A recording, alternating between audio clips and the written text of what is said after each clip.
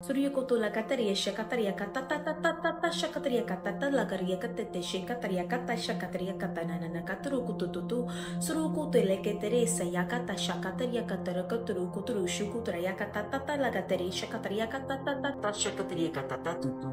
Mama pato stampre frebefi e janasta stampre totatade. Lefre me fe janama con samba batte pevi inge che sono tondo da de di beve. E me maha. Eme meha mahuta pa. Eme meha to poto to preferpefi. Mamma mano sopra tonta. Sotoro te cene stestete. Sun tono to stestete.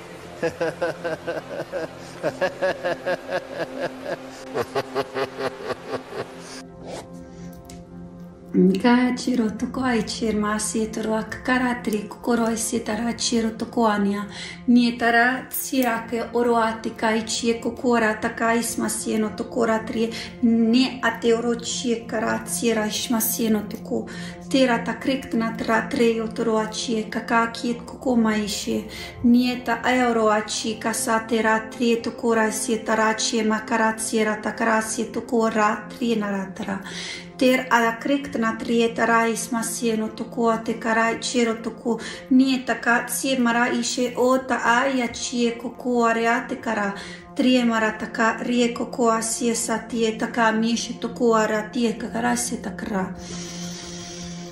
Shigama. T'es vraiment un beau brave, je dis, je te suis ma hantetke. Und geniando jdo sisi que pukula namen vreme nesto stelo la hamalana lelo lendile enkren in stelest karatak. Scelena collere, due crene colla creata, chi alla docuro gadia tucusete, chi alla cro de ara oe sestgert. Giara core data kiu urere esetuta. And oh, sepala manama erepe eribo aha. Oh, coridies de ha. Oh, refied ha.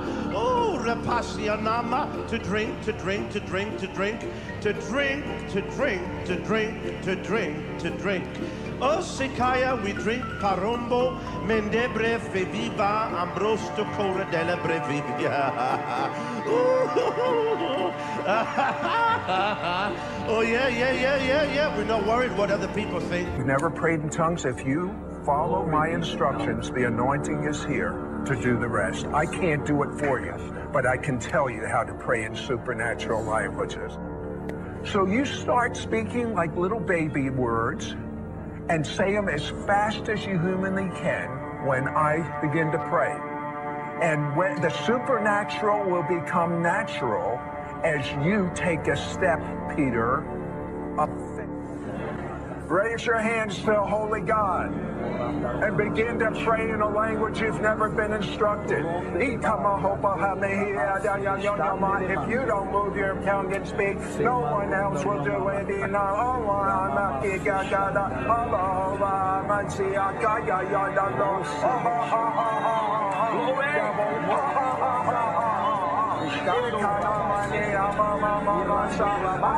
I know you don't know what to say. Make little nonsense syllables up. They're not nonsense, but they're the first words coming out of your spirit.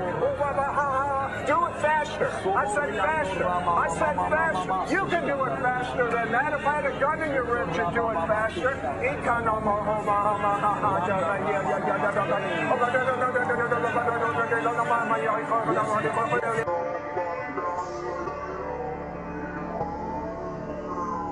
Paia, moitibo, it is stuji the so, my fia, e queglet your pay, wako, likayabai.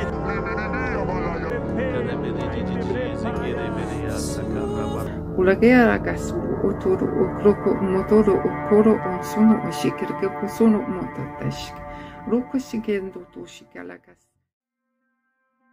Le don spirituel de parler en langue est un sujet controversé et fortement débattu. Même si la Bible en parle seulement à quelques reprises, les opinions parmi les chrétiens sur la nature et le but de ce don sont nombreuses. Avant de commencer, il faut souligner que les Écritures doivent être notre autorité finale pour comprendre la nature et la fonction du parler en langue. Pourquoi en parler? Parce que nos origines confessionnelles, nos expériences et nos traditions influencent souvent notre façon de voir certains événements et concepts dans la Bible. Il faut faire attention de ne pas projeter nos traditions religieuses ou nos expériences personnelles sur les Écritures. À la place, autant que possible, il faut laisser le texte biblique parler par lui-même. La signification du mot « langue ». Une étude lexicographique complète du terme grec « glossa », langue, dépasse le cadre de cet enseignement. Par contre, il vaut la peine de noter dès le départ que, selon les spécialistes, ce mot en soi ne semble pas désigner des paroles extatiques. Comme l'explique Robert Gundry, dans tout le Nouveau Testament et dans la littérature grecque en général, le mot « langue » réfère souvent à un langage humain significatif, utilisé actuellement par une partie de l'humanité. Même si glossa peut désigner des expressions archaïques ou mystérieuses, dire que le mot est devenu un terme technique pour ce genre d'expression serait exagéré. L'usage du mot pour désigner un langage compréhensible dépasse largement son usage pour une parole obscure, surtout dans le grec biblique. Selon la concordance de Hatch et Redpath, glossa apparaît environ 30 fois dans la Septante avec le sens de langage normal. Il y a des références similaires dans le Nouveau Testament en dehors des passages en question.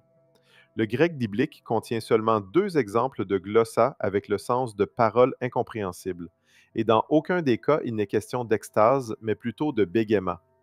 Qu'est-ce que ça veut dire? En gros, il faut des preuves solides pour croire que le mot « langue » dans des passages comme 1 Corinthiens 14 signifie quelque chose de différent de son sens habituel ailleurs. C'est pas impossible, mais ça semble peu probable. Comme l'écrit Craig Keener, Luc ou Paul auraient pu inventer un mot pour décrire une expression excitée ou une extase non linguistique, mais langue serait un choix étrange. Même si cette preuve lexicographique n'est pas concluante en soi, elle suggère que Luc et Paul comprenaient le parler en langue comme le fait de parler des langues humaines, la nature du parler en langue dans Acte 2. À part une brève mention dans l'Évangile de Marc, les livres des Actes et de 1 Corinthiens sont les seuls endroits où la Bible décrit le parler en langue. Un bon principe d'interprétation est de comprendre les passages obscurs à la lumière des passages plus clairs. Comme on va le voir, le parler en langue est décrit très clairement dans Acte 2, mais pas aussi clairement dans 1 Corinthiens. Vu l'ambiguïté des passages dans 1 Corinthiens, on devrait utiliser la description claire dans Actes pour éclairer ce que ça veut dire dans 1 Corinthiens. Alors, commençons notre enquête dans Acte 2. Quand le jour de la Pentecôte, Shavuot, arriva, ils étaient tous réunis au même endroit. Tout à coup, un bruit venant du ciel, comme un vent puissant, se fit entendre et remplit toute la maison où ils étaient assis. Des langues semblables à des flammes apparurent et se posèrent sur chacun d'eux. Ils furent tous remplis de l'Esprit Saint et commencèrent à parler dans d'autres langues selon ce que l'Esprit leur donnait de dire. Il y avait à Jérusalem des Juifs pieux venus de toutes les nations sous le ciel. Quand le bruit se fit entendre, la foule se rassembla et fut bouleversée, parce que chacun les entendait parler dans sa propre langue. Ils étaient stupéfaits et émerveillés. Ces gens qui parlent, ne sont-ils pas tous des Galiléens?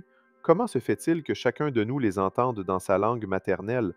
Parthes, Mèdes, Élamites, habitants de la Mésopotamie, de la Judée, de la Cappadoce, du Pont et de l'Asie, de la Phrygie et de la Pamphylie, de l'Égypte et des régions de la Libye près de Cyrène, visiteurs venus de Rome, Juifs et convertis, Crétois et Arabes, nous les entendons annoncer dans nos langues les œuvres puissantes d'Élohim. Dans ce passage, c'est clair que les disciples ont été remplis par l'Esprit pour parler des langues humaines réelles. Quand ils étaient réunis pour célébrer Shavuot, l'Esprit Saint leur a permis de parler dans d'autres langues. Le récit continue en disant que des Juifs venus de partout dans le monde ont entendu les disciples parler dans leur propre langue. La lecture la plus simple du texte, c'est que les disciples ont été surnaturellement capables de parler des langues étrangères qu'ils n'avaient jamais apprises. Comme l'écrit Robert Gundry, il est clair que Luc utilise ici les mots glossa et dialectos comme synonymes pour désigner les langues parlées dans les pays d'origine des auditeurs. La foule était stupéfaite que des Juifs galiléens sans instruction puissent parler des langues étrangères qu'ils n'avaient jamais apprises, mais qui étaient compréhensibles pour des non-Palestiniens. Certains pourraient argumenter que ces Juifs venus de partout dans le monde ont seulement entendu les paroles des disciples dans leur propre langue, autrement dit que le miracle dans Acte 2 n'était pas un miracle de parole, mais d'audition. Selon cette théorie, les disciples auraient parlé dans des expressions extatiques, pas nécessairement dans une langue humaine, mais les gens les auraient entendus dans leur propre langue. Même si cet argument est populaire, cette lecture du texte semble forcée. Le passage dit clairement que les disciples ont été remplis par l'Esprit pour parler dans d'autres langues, et ensuite que la foule les entendait parler dans leur propre langue. De plus, le verset 11 identifie explicitement les langues comme des langues humaines. La lecture la plus naturelle est que les disciples ont été miraculeusement capables de parler des langues humaines réelles, et c'est ce que la foule a entendu. Le texte précise aussi que la puissance de l'Esprit Saint est descendue sur les disciples, pas sur la foule. Ce sont seulement les disciples qui ont reçu une capacité miraculeuse de la part de l'Esprit. Comme l'écrit Shane Krager, certains ont soutenu que Acte 2:6 devrait être interprété comme un miracle auditif. Mais interpréter le texte de cette façon ignore le but de Luc dans ce récit, que les disciples reçoivent la puissance de l'Esprit Saint. Il est difficile de croire que des non-croyants auraient reçu cette puissance, surtout dans le contexte général des actes. Les disciples reçoivent la puissance de l'Esprit pour témoigner de Yeshua le Messie. Il semble donc clair que le miracle est que les disciples ont été remplis par l'Esprit Saint pour parler dans des langues qu'ils n'avaient jamais apprises. Le texte dit explicitement qu'ils parlaient dans d'autres langues, pas simplement qu'ils étaient entendus dans ces langues. C'est la lecture la plus simple et directe du texte, tandis que l'interprétation alternative semble forcée. Cependant, certains ont soutenu que l'accusation d'ivresse dans le verset 13 appuie l'idée que les langues étaient des paroles extatiques. Regardons le verset.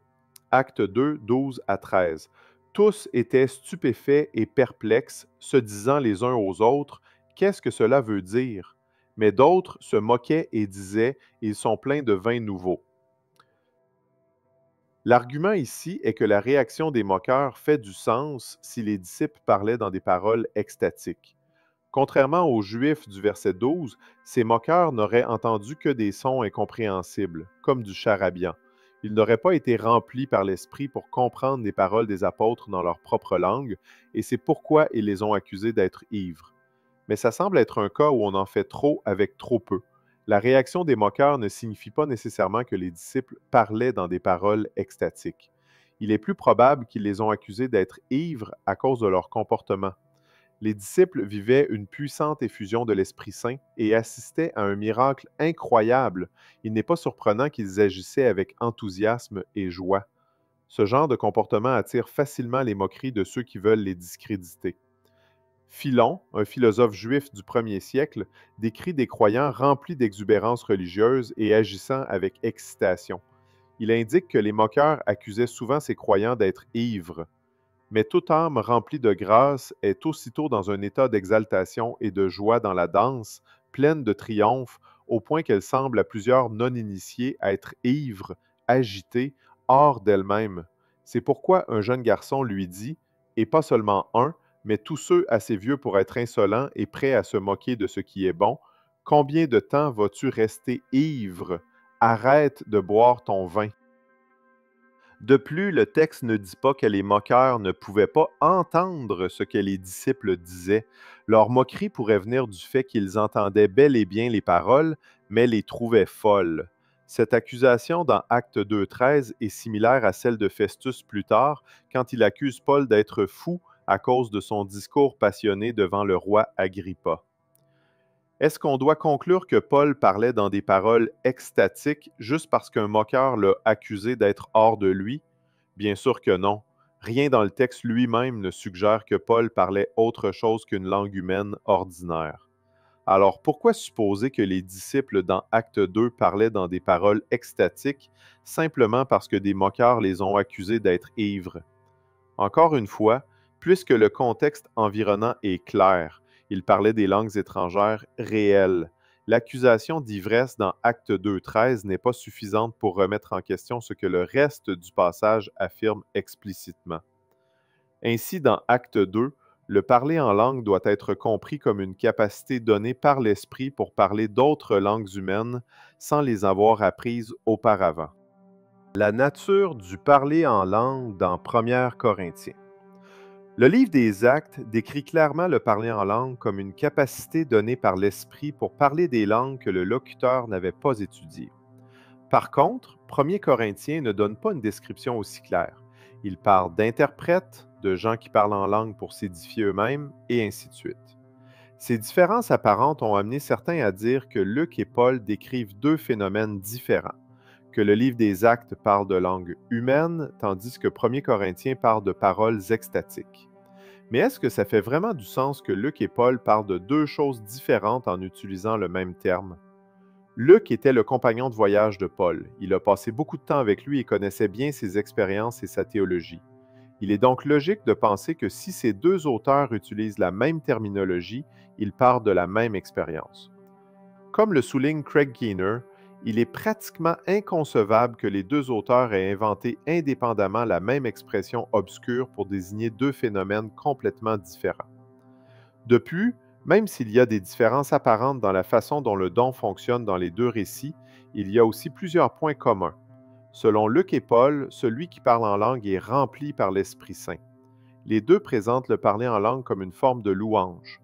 Les deux associent étroitement le parler en langue à la prophétie. Ces similitudes ne sont pas ce qu'on attendrait si Luc et Paul parlaient de choses différentes. Cependant, deux passages dans 1 Corinthiens sont souvent interprétés comme décrivant des paroles extatiques. 1 Corinthiens 13:1, où Paul parle des langues des anges, et 1 Corinthiens 14:2, où il parle de mystère entre l'Esprit et Élohim. Est-ce qu'il y a moyen d'harmoniser ces passages avec le livre des Actes? Est-ce que Paul pourrait aussi parler d'une capacité donnée par l'Esprit pour parler d'autres langues humaines? Regardons les passages. 1 Corinthiens 13:1. Si je parle les langues des hommes et des anges, mais que je n'ai pas l'amour, je suis comme une cymbale bruyante.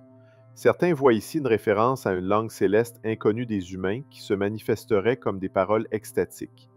Mais est-ce que Paul veut vraiment dire qu'une personne peut parler une langue angélique littérale? C'est peu probable. Paul utilise plutôt une hyperbole pour souligner que l'amour doit être prioritaire. En gros, Paul dit que même s'il pouvait parler les plus grandes langues imaginables, sans amour, ses paroles ne sont que du bruit. Le verset suivant confirme cette interprétation. 1 Corinthiens 13:2. Et si j'ai le don de prophétie, que je comprends tous les mystères et toute la connaissance, et que j'ai une foi capable de déplacer des montagnes, mais que je n'ai pas l'amour, je ne suis rien. Ici, Paul utilise clairement l'hyperbole. Il ne veut pas dire qu'un prophète comprend littéralement tous les mystères et toute la connaissance. De la même façon, sa mention des langues des anges doit être comprise comme une exagération rhétorique. Ben de Gégère résume bien ce point. Il est étrange que ces versets soient utilisés comme fondement pour établir l'existence d'une langue distincte parlée par les anges, alors qu'ils sont manifestement hypothétiques et hyperboliques. Quand on reconnaît la structure, hypothèse, hyperbole, absence de charité, futilité, on comprend que les langues des anges sont une hyperbole utilisée pour souligner la suprématie de l'amour et non une preuve de l'existence d'un langage angélique donné aux humains. De plus, certains chercheurs ont soutenu que l'expression « langue des anges » ne signifie pas que les Corinthiens croyaient parler une langue céleste inconnue.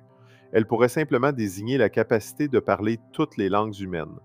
Craig Keener écrit « Certains ont soutenu que Paul ou les Corinthiens croyaient que leur parler en langue était angélique, peut-être comme signe d'une eschatologie réalisée ou d'une participation à la liturgie céleste.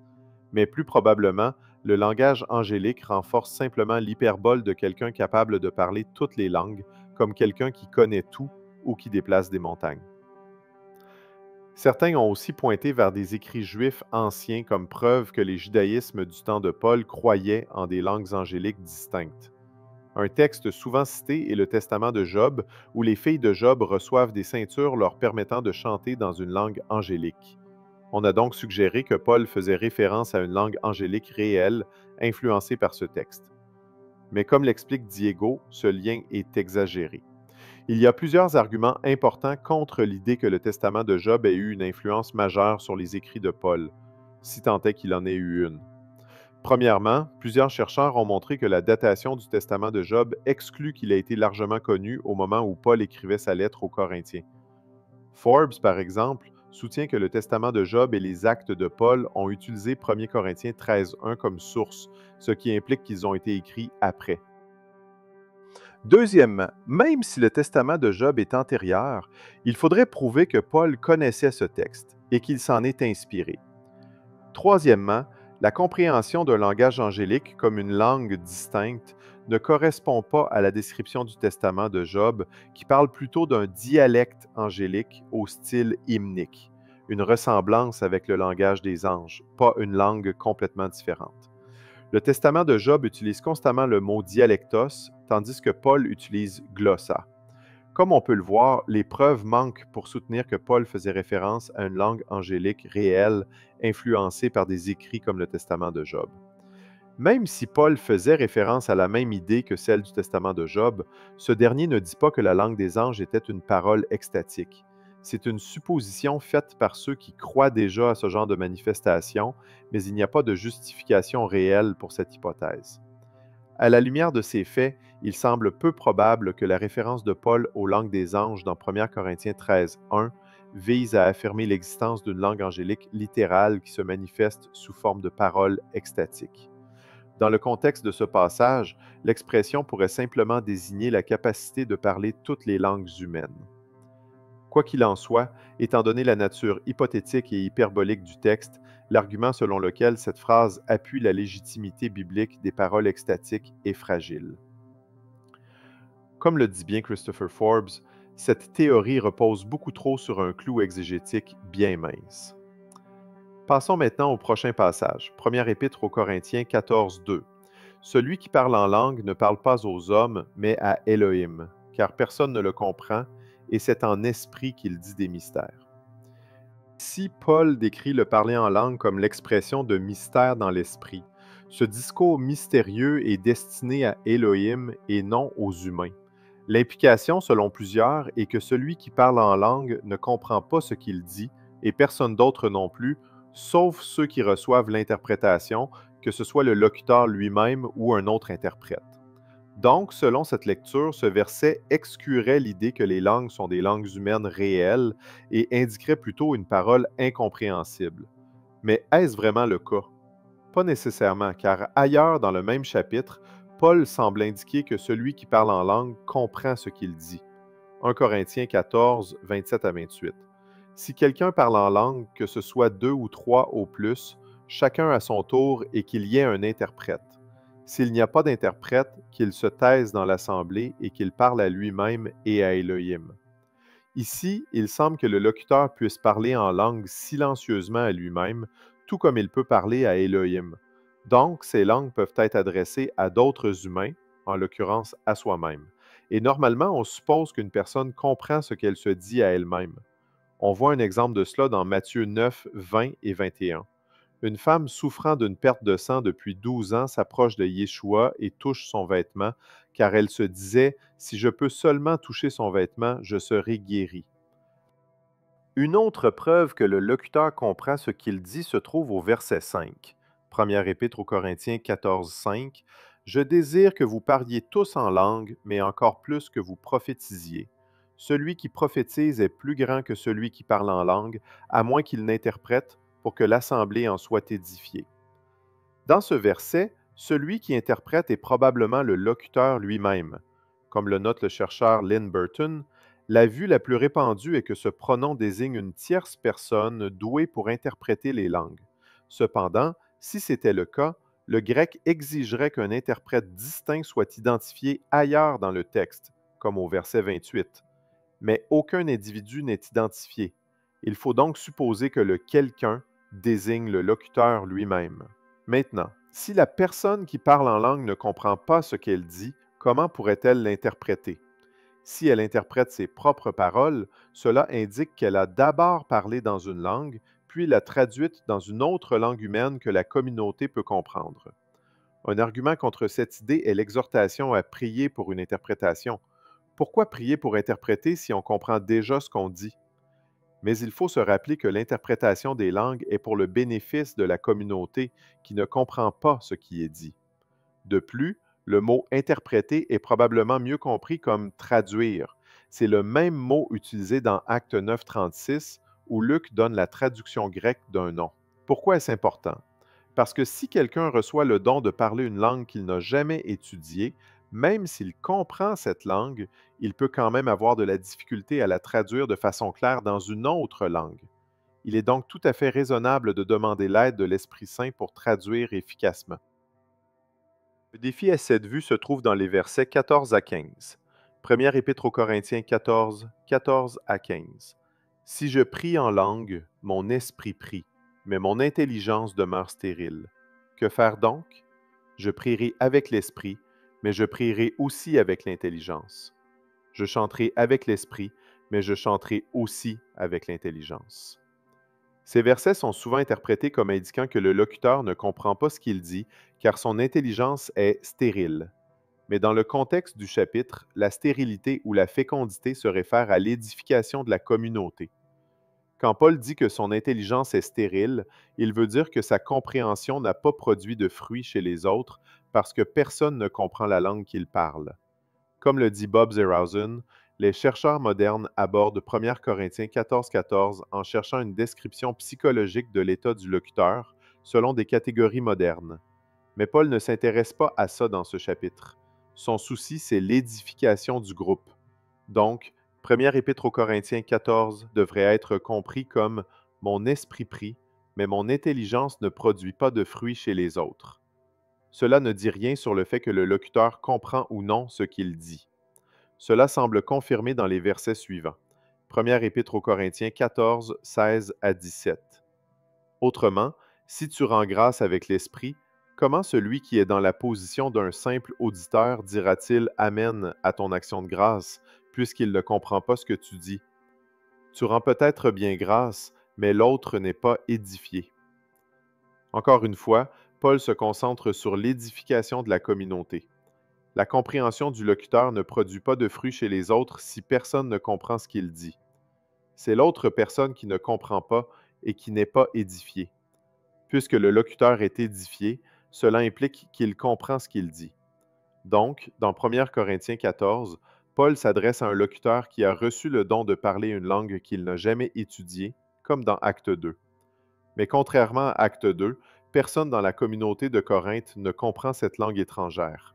C'est pourquoi les langues sont qualifiées de mystérieuses, non pas parce qu'elles sont extatiques, mais parce que personne d'autre ne les comprend. Puisque personne ne comprend la langue parlée par le locuteur, son discours n'édifie pas la communauté.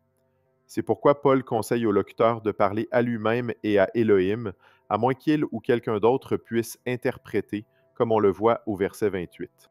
1 Corinthiens 14, 4 à 5, celui qui parle en langue s'édifie lui-même, mais celui qui prophétise édifie l'assemblée. Je désire que vous parliez tous en langue, mais encore plus que vous prophétisiez. Celui qui prophétise est plus grand que celui qui parle en langue, à moins qu'il n'interprète, pour que l'assemblée en soit édifiée. S'il y a interprétation des langues, le discours n'est plus mystérieux. Quand les langues sont traduites et que les auditeurs comprennent ce qui est dit, elles fonctionnent comme une prophétie. Toute la communauté est alors édifiée et encouragée. Donc, le contraste que Paul fait dans 1 Corinthiens 14 n'est pas entre les langues et la prophétie en soi, mais entre les langues non interprétées et les langues interprétées. Les langues interprétées et donc comprises par les autres dans la communauté fonctionnent comme une prophétie. Celui qui parle en langue non interprétée s'édifie lui-même car il est le seul à comprendre ce qu'il dit. Mais celui qui parle en langue interprétée édifie toute l'assemblée. Tout au long du reste du chapitre, Paul continue d'expliquer pourquoi les langues non interprétées n'édifient pas. Si personne ne comprend la langue parlée, les auditeurs ne peuvent pas être fortifiés ni encouragés par le discours. Thomas Schreiner résume bien les paroles de Paul. Si quelqu'un parle dans une langue que personne ne comprend, les auditeurs ne sont pas aidés. Personne ne reconnaît l'air d'un instrument si les notes ne sont pas bien jouées, et si le son de la trompette n'est pas clair, une nation ne se préparera pas à la guerre. De la même manière, ceux qui parlent en langue parlent dans le vide si personne ne les comprend. Même les langues étrangères sont complètement incompréhensibles si personne ne comprend ce qui est dit. Ainsi, les croyants devraient rechercher des dons qui édifient les autres. Ceux qui prient en langue devraient prier pour une interprétation afin que les autres puissent comprendre. Les auditeurs ne peuvent pas dire « Amen » à ce qui est dit s'ils ne comprennent pas. Paul est reconnaissant d'avoir le don des langues, mais il affirme qu'il vaut mieux dire quelques mots compréhensibles que des milliers de mots incompréhensibles. Comme on peut le voir, 1 Corinthiens 14.2 est compatible avec l'idée que le parler en langue réfère à des langues humaines. On pourrait dire que ça semble inutile que l'Esprit donne à quelqu'un la capacité de parler une langue si personne d'autre ne la comprend. Mais le même argument s'applique aux paroles extatiques. Pourquoi permettre à quelqu'un de parler dans une langue extatique si personne ne comprend ce qui est dit? Dans les deux cas, parler dans une langue incomprise n'édifie personne. Mais même ainsi, on peut se demander quel est le but de parler dans une langue humaine que personne ne comprend. C'est difficile à dire, mais comme on l'a vu, le locuteur comprend ce qu'il dit. Il se peut que Paul parle ici d'un abus du don. Peut-être que cette personne, remplie par l'Esprit pour parler une langue qu'elle n'a jamais étudiée, utilise ce don dans un contexte inapproprié, c'est-à-dire qu'elle parle dans une langue que personne ne comprend pour se vanter ou avoir l'air super spirituel, plutôt que pour édifier les autres. Peut-être que c'est ce que Paul veut dire quand il dit que celui qui parle en langue s'édifie lui-même. Il abuse du don pour se mettre en valeur au lieu de chercher à bâtir la communauté. C'est pourquoi Paul dit que ce genre de discours n'édifie personne et que le locuteur doit soit traduire pour que les autres en bénéficient, soit se taire. Cela pourrait expliquer certaines différences entre Acte 2 et 1 Corinthiens 14, et ça correspond bien au contexte général de 1 Corinthiens où Paul insiste sur l'édification de la communauté. Une autre objection à l'idée que les langues sont humaines, c'est que leur but semble différent dans Acte 2 et dans 1 Corinthiens 14. Dans Acte 2, le parler en langue sert à l'évangélisation. Dans 1 Corinthiens 14, il sert à louer Elohim et à édifier le locuteur et les autres croyants, s'il y a interprétation. Mais les langues humaines peuvent servir à la fois pour l'évangélisation et pour la louange. Actes 10, 44 à 48 et 19, 1 à 7 montrent que le parler en langue sert aussi à la louange parmi les croyants. Il n'y a aucune raison de penser que les croyants ne pourraient pas être édifiés en louant Elohim dans une langue humaine qu'ils n'ont jamais étudiée. En tout cas, vu que les langues sont décrites comme humaines dans Acte 2, on peut raisonnablement supposer que c'est aussi le cas dans 1 Corinthiens. Certes, il reste des défis à cette interprétation. Par exemple, pourquoi Elohim ferait parler quelqu'un dans une langue que personne ne comprend? Et pourquoi un interprète est nécessaire dans 1 Corinthiens, mais pas dans Actes? On peut spéculer pour harmoniser les récits, mais malgré ces questions, 1 Corinthiens 14 est compatible avec l'idée que les langues sont humaines et il n'y a pas de raison convaincante d'en douter. En conclusion, même si ce n'est pas une preuve absolue, les spécialistes ont noté que le mot « glossa » réfère souvent à des langues humaines, ce qui suggère que Luc et Paul comprenaient le parler en langue comme le fait de parler des langues humaines. Cette interprétation correspond au livre des Actes qui présente le parler en langue comme une capacité donnée par l'Esprit pour parler des langues humaines jamais apprises.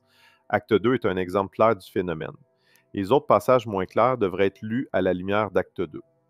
L'idée que la Bible décrit deux types de parler en langue, l'un humain, l'autre extatique, est improbable vu la terminologie et les caractéristiques similaires dans les récits bibliques. Les langues des anges, dans 1 Corinthiens 13.1, ne visent pas à dire que les humains parlent une langue céleste. Paul utilise une hyperbole pour montrer que même le plus impressionnant des discours ne vaut rien sans amour. Il est possible que cette expression désigne la capacité de parler toutes les langues humaines. Dans tous les cas, vu la nature hypothétique et hyperbolique du texte, l'argument selon lequel cette phrase appuie la légitimité biblique des paroles extatiques est faible. Dans 1 Corinthiens 14.2, Paul ne dit pas que les langues sont extatiques, il dit que personne ne comprend ce qui est dit, ce qui veut probablement dire que personne à Corinthe ne comprenait les langues humaines particulières qui étaient parlées. Les fonctions différentes du parler en langue dans Actes et dans 1 Corinthiens ne prouvent pas que la nature du don est différente. Certaines personnes soutiennent que le parler en langue était destiné uniquement à une période précise de l'histoire pour un but particulier. Elles disent que ce don était nécessaire pour lancer la grande chiffre et établir l'Église chrétienne, mais qu'il n'est plus nécessaire aujourd'hui, donc il ne se manifeste plus. Comme cette opinion est répandue, on va prendre le temps de l'examiner. Les langues ont-elles cessé? L'idée que le parler en langue n'est plus pour aujourd'hui fait partie d'une doctrine théologique plus large appelée cessationnisme. Cette doctrine enseigne que certains dons spirituels ont cessé après l'époque des apôtres originaux, d'où le nom cessationnisme. Le parler en langue fait partie des dons qui auraient cessé. Les cessationnistes croient aussi que les dons de prophétie et de guérison ne sont plus pratiqués aujourd'hui. À l'opposé, il y a le continuationnisme, qui enseigne que ces dons continuent encore aujourd'hui. Les cessationnistes donnent généralement 2 raisons pour lesquelles ils croient que les langues et les autres dons ont cessé. Plusieurs soutiennent que les langues ont cessé parce que le parfait est venu, ce qu'ils interprètent comme la complétion du canon du Nouveau Testament. Cette idée est basée sur 1 Corinthiens 13:8 qui dit que les langues cesseront quand le parfait viendra. D'autres croient que certains dons ont été donnés uniquement pour l'époque des apôtres et qu'ils ont disparu avec eux. Le parler en langue aurait servi un but lié au ministère des apôtres. Maintenant que ce but est accompli, il n'y aurait plus de raison pour que ce don se manifeste. Examinons le premier argument. Les langues ont cessé parce que le parfait est venu. Ce raisonnement repose sur le passage suivant. Première épître aux Corinthiens 13:8 à 12. L'amour ne disparaît jamais. Les prophéties prendront fin, les langues cesseront, la connaissance disparaîtra. Car nous connaissons partiellement et nous prophétisons partiellement. Mais quand le parfait viendra, ce qui est partiel disparaîtra. Quand j'étais enfant, je parlais comme un enfant, je pensais comme un enfant, je raisonnais comme un enfant. Mais devenu adulte, j'ai abandonné ce qui était enfantin. Aujourd'hui, nous voyons comme dans un miroir de façon obscure, mais alors ce sera face à face. Aujourd'hui, je connais partiellement, mais alors je connaîtrai pleinement, comme j'ai été pleinement connu. Paul est clair. Les dons, comme les langues et la prophétie, vont cesser un jour. La question est quand? Ont-ils déjà cessé ou vont-ils cesser dans le futur? La réponse dépend de comment on interprète l'expression « quand le parfait viendra ». Qu'est-ce que Paul veut dire par « le parfait » ? Plusieurs cessationnistes, le parfait désigne le moment où le canon des Écritures a été complété. La canonisation du Nouveau Testament serait l'arrivée de la révélation parfaite et complète d'Élohim. Puisque le canon biblique est maintenant complet et que le parfait est venu, certains dons comme le parler en langue auraient cessé. Maintenant qu'on a la révélation parfaite dans les Écritures, on n'aurait plus besoin de recevoir la révélation d'Élohim par des dons comme les langues ou la prophétie. Mais cette interprétation de 1 Corinthiens 13:8 est peu convaincante. Il semble très improbable que Paul ait eu en tête un canon du Nouveau Testament qui serait établi des siècles plus tard. Même si d'autres auteurs du Nouveau Testament considèrent les écrits de Paul comme des Écritures, rien ne montre que Paul lui-même voyait ses lettres de cette façon. Paul croyait que son message venait d'Élohim et qu'il était autoritaire, c'est certain. Mais est-ce qu'il imaginait que sa lettre personnelle à son ami Philémon serait rassemblée avec d'autres écrits et canonisée aux côtés de ce qu'on appelle l'Ancien Testament? Il n'y a aucune indication qu'il pensait cela. L'idée que Paul parle ici de la clôture du canon du Nouveau Testament semble tirée par les cheveux. Mais supposons pour l'argument que Paul parle bien de la complétion du canon. Même dans ce cas, il est difficile d'imaginer que ses lecteurs originaux auraient compris cela. Il aurait fallu que Paul soit beaucoup plus explicite et qu'il donne des explications supplémentaires pour que ses lecteurs puissent saisir ce qu'il voulait dire. Le texte ne donne aucun indice que les lecteurs de Paul avaient une idée de ce qu'était un canon du Nouveau Testament. Il est difficile de croire qu'ils auraient interprété l'expression vague « le parfait » comme une référence à cela. Les Écritures n'associent pas ailleurs le parfait au canon biblique. Alors comment les lecteurs de Paul auraient pu concevoir une telle notion sans explication? Et pourquoi Paul ferait-il référence à quelque chose que ses lecteurs ne pouvaient pas comprendre? Un autre problème avec cette interprétation, c'est qu'elle semble contredire les paroles de Paul sur la rencontre face à face et la connaissance. Selon Paul, nous avons actuellement une connaissance partielle, mais quand le parfait viendra, nous connaîtrons pleinement. Le don des langues cessera au même moment que notre connaissance partielle, c'est-à-dire quand nous verrons Élohim face à face et que nous aurons une connaissance complète. Le premier problème avec la perspective cessationniste, c'est que les Écritures n'associent jamais le fait de voir Élohim face à face avec la lecture des Écritures. Rencontrer Élohim face à face signifie toujours une rencontre directe, pas à travers un texte écrit. Deuxièmement, si le parfait désigne la complétion du canon du Nouveau Testament, cela voudrait dire que chaque croyant aujourd'hui, ayant accès à une Bible, ne possède plus qu'une connaissance partielle. Pourtant, l'idée que chaque croyant connaît déjà Élohim pleinement, comme nous sommes pleinement connus, semble évidemment fausse. personne ne possède une connaissance complète d'Élohim, même avec le canon biblique.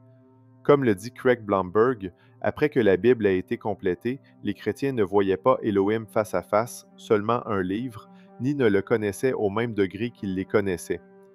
Donc, si Paul ne parle pas de la complétion du canon biblique, quelle est l'alternative? Paul semble faire référence à l'eschaton, c'est-à-dire au retour de Yeshua quand le royaume d'Élohim sera pleinement établi. C'est ce qu'il entend par « quand le parfait viendra ». C'est à ce moment-là que nous le verrons face à face. 1 Jean 3,2 « Bien-aimés, nous sommes maintenant enfants d'Élohim, et ce que nous serons n'a pas encore été manifesté. Mais nous savons que, lorsqu'il paraîtra, nous serons semblables à lui, parce que nous le verrons tel qu'il est. » Apocalypse 22, 1-5 « L'ange me montra un fleuve d'eau de la vie, clair comme du cristal, qui sortait du trône d'Élohim et de l'agneau. Au milieu de la place de la ville et des deux côtés du fleuve se trouvait l'arbre de vie, produisant 12 récoltes de fruits, un fruit chaque mois. Les feuilles de l'arbre servaient à la guérison des nations. Il n'y aura plus rien de maudit. Le trône d'Élohim et de l'agneau sera dans la ville, ses serviteurs le serviront, ils verront son visage et son nom sera sur leur front. Il n'y aura plus de nuit. Ils n'auront besoin ni de lampe ni de lumière du soleil, car le Seigneur Élohim les éclairera et ils régneront au siècle des siècles. Dans le monde à venir, quand le parfait sera arrivé, nous connaîtrons pleinement et nous aurons une rencontre face à face. Pour l'instant, notre compréhension est encore incomplète. Nous sommes comme des enfants comparés à ce que nous serons et à ce que nous connaîtrons dans le monde à venir. Un jour, nous saurons. Un jour, nous verrons. Mais ce jour n'est pas encore arrivé. Donc, si le parfait fait référence au retour futur du Messie et que les langues ne cesseront qu'à ce moment-là, cela implique fortement que le parler en langue n'a pas encore cessé. Si le don de parler en langue ne prendra fin qu'à l'eschaton, alors il est encore pertinent aujourd'hui. Au début de sa lettre, Paul semble s'attendre à ce que les dons continuent jusqu'au retour du Messie. Première épître aux Corinthiens, chapitre 1, versets 4 à 8. Je rends toujours grâce à mon Élohim à votre sujet pour la grâce d'Élohim qui vous a été donnée en Yeshua le Messie. Car en lui, vous avez été enrichis à tous égards, en toute parole et en toute connaissance, selon que le témoignage du Messie a été confirmé parmi vous, de sorte qu'il ne vous manque aucun don, dans l'attente de la révélation de notre Seigneur Yeshua le Messie. Il vous affermira jusqu'à la fin pour que vous soyez irréprochables au jour de notre Seigneur Yeshua le Messie. Plus tard dans sa lettre, Paul écrit que les dons spirituels, y compris les langues, sont donnés au corps pour le bien commun. Il ordonne aussi à ses lecteurs de ne pas interdire le parler en langue, mais d'exercer ce don de manière convenable et ordonnée. Selon Paul, l'Esprit agit dans le corps en distribuant divers dons aux membres pour le bien de l'Église. Il semble s'attendre à ce que ce soit ainsi que l'Église fonctionne. À aucun moment le texte ne dit que ces manifestations de l'Esprit étaient temporaires.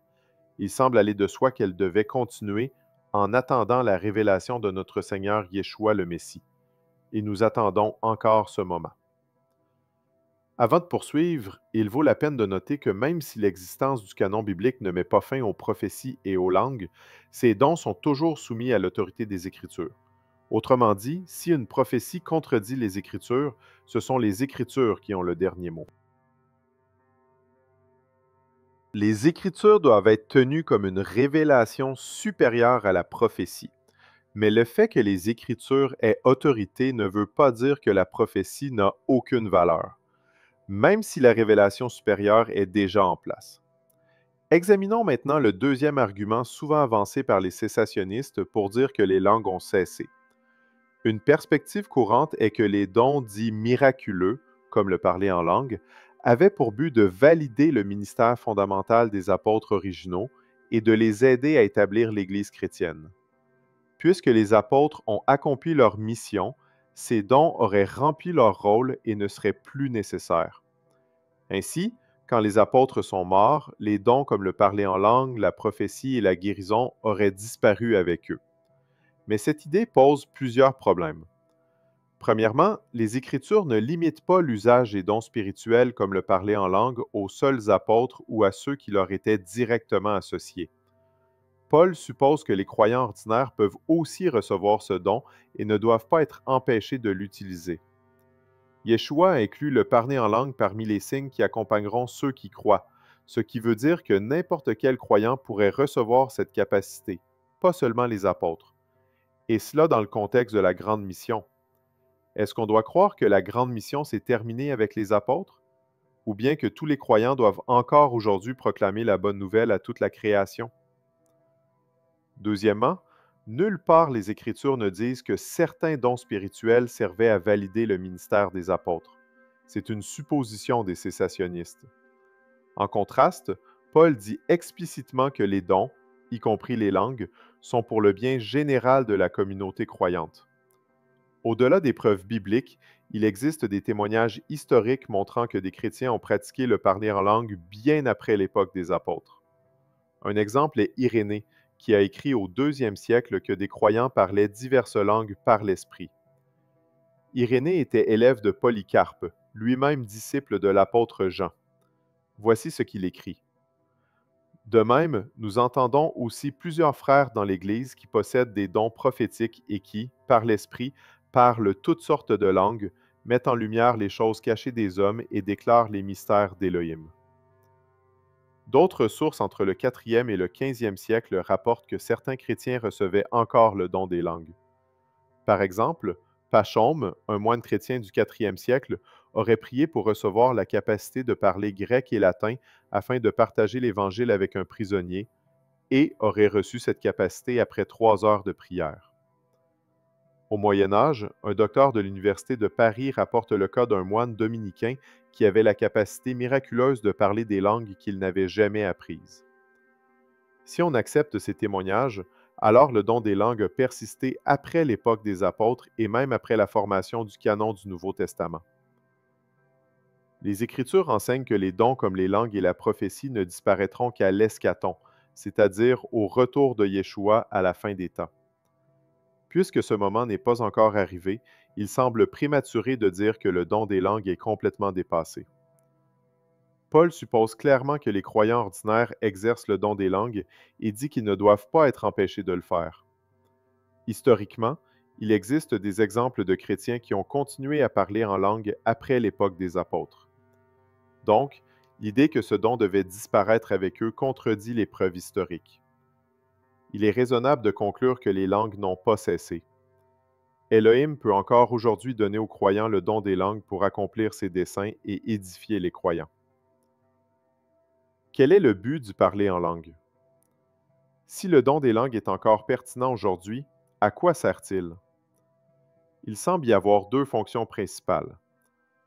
Selon le livre des Actes, Elohim donne à certains croyants la capacité de parler en langue pour répandre l'Évangile. Avant son ascension, Yeshua a dit à ses disciples, Acte 1:8, « Mais vous recevrez une puissance, celle du Saint-Esprit survenant sur vous, et vous serez mes témoins à Jérusalem, dans toute la Judée et la Samarie, et jusqu'aux extrémités de la terre. » Ici, on voit que le but de l'effusion de l'Esprit sur les disciples était de les rendre capables d'être des témoins du Messie. Dans Acte 2, cette puissance se manifeste par la capacité de parler dans d'autres langues que les disciples ne connaissaient pas auparavant.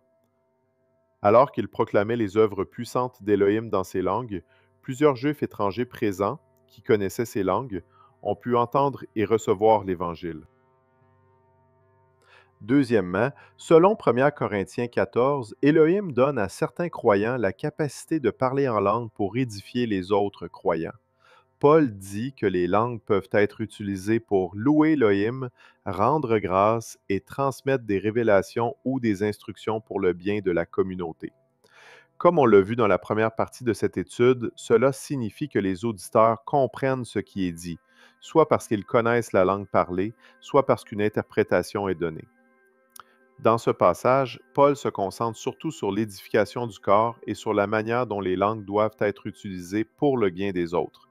Ainsi, ceux qui parlent en langue devraient se concentrer sur l'amour des autres et sur le partage de la parole d'Élohim d'une manière compréhensible, et non d'une manière qui crée de la confusion. Si personne ne comprend la langue parlée et qu'il n'y a pas d'interprétation, alors le locuteur devrait parler à lui-même et à Élohim pour son édification personnelle. On voit donc que le but du parler en langue était de répandre l'Évangile et d'édifier les croyants. Puisqu'on doit encore aujourd'hui répandre l'Évangile et chercher à édifier les croyants, et que le don des langues peut nous aider à faire cela, alors ce don est encore pertinent aujourd'hui. Comment exercer ce don aujourd'hui? À la lumière d'Acte 2, on peut s'attendre à ce que si une personne reçoit le don des langues aujourd'hui, c'est pour des raisons évangéliques. Supposons qu'une personne ait reçu surnaturellement la capacité de parler une langue qu'elle n'a jamais étudiée. Dans ce cas, elle devrait chercher des occasions d'utiliser cette langue pour proclamer les œuvres puissantes d'Élohim à ceux qui la comprennent, comme les disciples l'ont fait. Ce serait un miracle impressionnant et un témoignage de la puissance d'Élohim, validant le message pour ceux qui l'entendent. Acte 2, 7 à 8. Tous étaient stupéfaits et émerveillés. Ces gens qui parlent ne sont-ils pas tous des Galiléens? Comment se fait-il que chacun de nous les entende dans sa langue maternelle? De plus, selon les instructions de Paul dans 1 Corinthiens 14, si une personne a le don des langues aujourd'hui, elle peut partager la révélation reçue d'Élohim pour édifier les autres, à condition que les autres comprennent la langue ou qu'une interprétation soit donnée. Sinon, le locuteur peut parler en privé à lui-même et à Élohim et être édifié personnellement par la révélation reçue.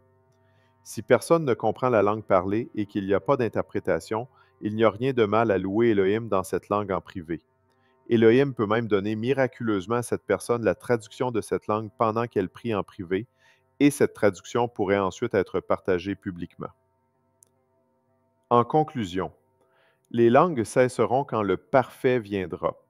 On ne pense pas que le parfait désigne le canon du Nouveau Testament, puisque ni Paul ni ses lecteurs n'avaient de concept de canon à ce moment-là. De plus, quand le parfait viendra, nous connaîtrons Élohim pleinement et nous le verrons face à face.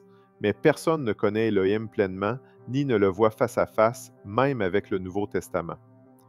Une interprétation plus naturelle est que le parfait fait référence au retour de Yeshua quand le royaume d'Élohim sera pleinement établi sur terre. L'idée que le don des langues a disparu avec les apôtres semble peu probable, puisque les Écritures supposent que les croyants ordinaires exercent ce don et il n'y a aucune indication textuelle que les langues devaient cesser bientôt.